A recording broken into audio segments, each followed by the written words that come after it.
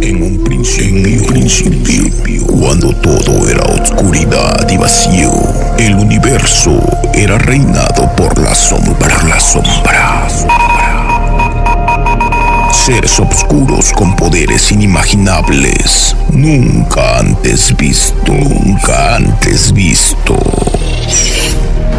Sin embargo, años más tarde, su reino se vio truncado por una gran explosión que estremeció el infinito. Por miles de años, en el universo reinó la luz. Pero hoy, desde lo más profundo de la oscuridad, renacieron 5 seres que decidieron unir sus fuerzas para convocar a la mejor agrupación de todos los tiempos.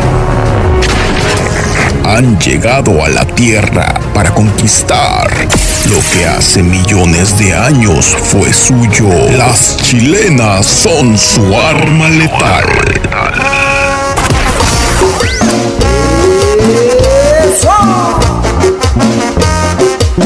Y de corazón saludamos Las cumbias.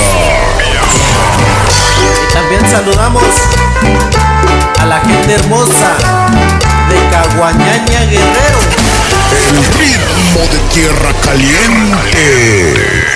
Chiquecita de piel arrugada, de cabellos blancos que adornan tu cara. Las románticas. Ahora estarás muy feliz junto a él. Y también las rancheras. Traigo penas en el alma.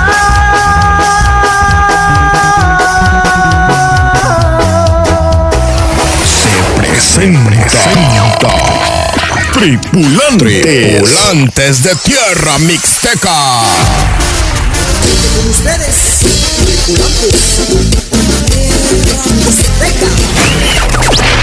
tripulantes de Tierra Mixteca.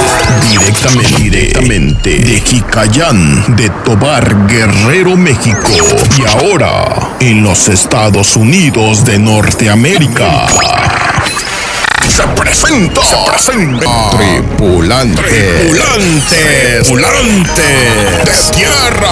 Tierra Mixteca.